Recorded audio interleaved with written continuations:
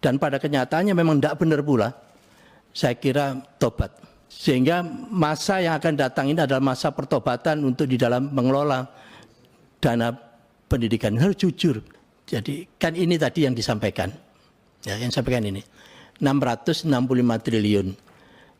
Terdistribusi macam-macam itu. Coba kita sama-sama lihat alokasi detail dan implementasinya. Saya terus terang yang paling penasaran, mulai kapan masuk dana desa di dalam anggaran pendidikan? Mulai kapan? Dan isinya apa?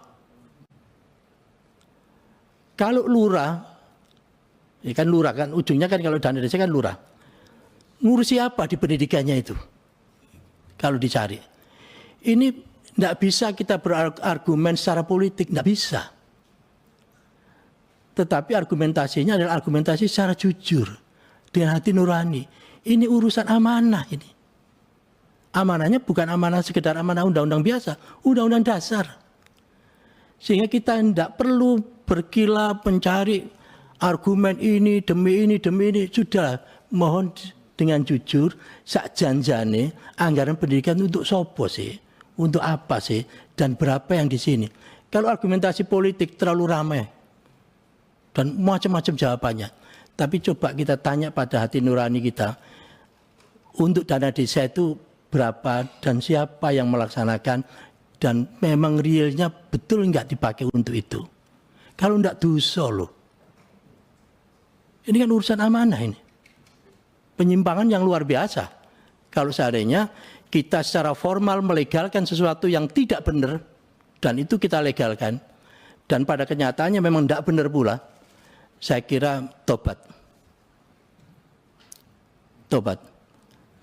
Sehingga masa yang akan datang ini adalah masa pertobatan untuk di dalam mengelola dana pendidikan. Harus jujur, betul enggak? Kalau seandainya memang kekurangan dana yang lain, sampaikan aja memang kurang dana lain.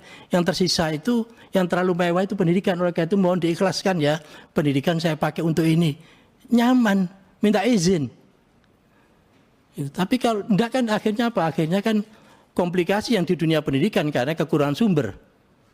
Mulai UKT demikian dan sekolah rusak, tidak tertangani dengan baik. Oleh karena itu sekali lagi kami sangat memberikan apresiasi pada panjenengan semua yang mengangkat masalah anggaran pendidikan ini. Ayo duduk bareng, formulanya seperti apa, reviewnya seperti apa, dan seterusnya. Coba kita cermati, kita review, kita redefinisi, kita reformulasi lagi anggaran pendidikan itu.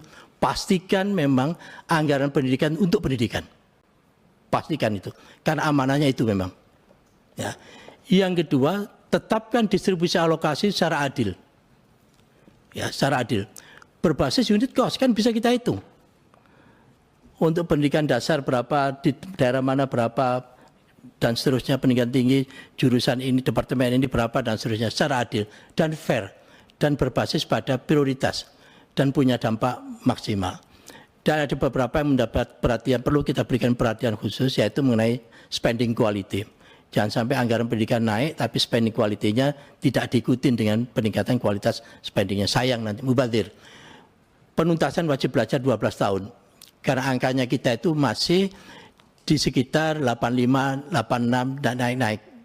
Harus kita genjot bisa 90-an ke atas. Pendidikan kualitas atau mutu, terutama yang terkait dengan STEAM, penyediaan dan rehabilitasi modernisasi infrastruktur, ya jangan sampai, dan rasanya masih ada itu sekolah yang tidak layak itu. Karena apa? Meskipun sekolah itu direhabilitasi, diperbaiki, pasti 10-15 tahun lagi akan rusak, kan lifetime.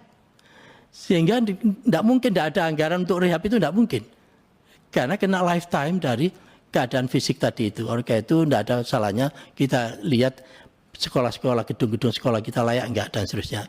Pendidikan vokasi dan khusus untuk teman-teman yang duafa, ini mutlak ini. Mutlak. Dan ini amanah undang-undang 12 tahun 2012 tentang pendidikan tinggi. Kita ingat betul merumuskan bersama panjenengan semua waktu itu, kita tulis di situ salah satu ayat, salah satu pasal di situ, perguruan tinggi negeri minimal 20%. Minimal 20%. untuk menerima anak-anak yang memiliki kemampuan akademik tetapi keterbatasan dari sisi ekonomi. Itu amanah undang-undang. Sehingga kalau kita ngitung mudah, berapa populasi perguruan tinggi, mahasiswa perguruan tinggi, berapa yang mendapatkan bidik misi atau KIP kuliah, atau yang beasiswa yang lain. Sehingga kita mudah sekali ngontrol di perguruan tinggi negeri, kalau belum 20% melanggar undang-undang. Itu. Saya kira itu terakhir ucapan terima kasih, demikian terima kasih dan mohon maaf atas segala kekurangannya. Selamat berjuang.